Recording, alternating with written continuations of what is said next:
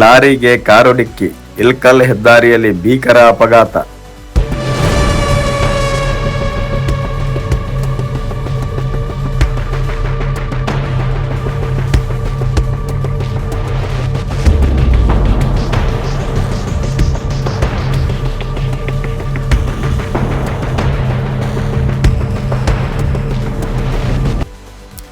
ಇಂದು ಮುಂಜಾನೆ ಇಲ್ಕಲ್ ಸಮೀಪದ NH50 ರಾಷ್ಟ್ರೀಯ ಹೆದ್ದಾರಿಯಲ್ಲಿ ಸಂಭವಿಸಿದ ಭೀಕರ ರಸ್ತೆ ಅಪಘಾತದಲ್ಲಿ 4 ಒಂದೇ ಕುಟುಂಬ ಅದೃಷ್ಟವಶಾತ್ ಪ್ರಾಣಾಪಾಯದಿಂದ ಪಾರಾಗಿದೆ.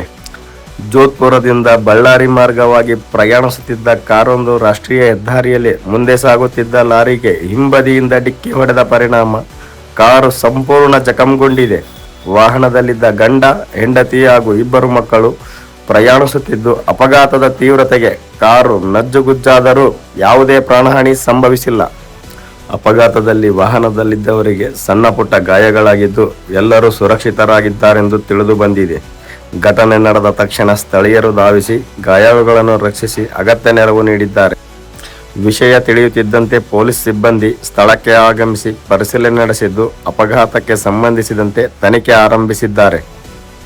ಈ ಭೀಕರ ಅಪಘಾತ ಮತ್ತೊಮ್ಮೆ ರಾಷ್ಟ್ರೀಯ ಹೆದ್ದಾರಿಗಳಲ್ಲಿ ವಾಹನ ಚಾಲಕರು ಎಚ್ಚರಿಕೆಯಿಂದ ವಾಹನ ಚಲಾಯಿಸುವ ಅಗತ್ಯವನ್ನು ನೆನಪಿಸಿದೆ.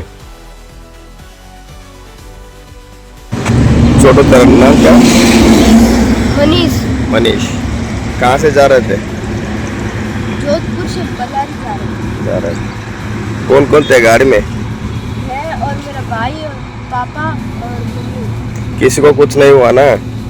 मेरे को कुछ नहीं हुआ और मम्मी को और भाई को निकाला। कहाँ से रहने वाले हो? जोधपुर। सातूनी। सातोनी जोधपुर में।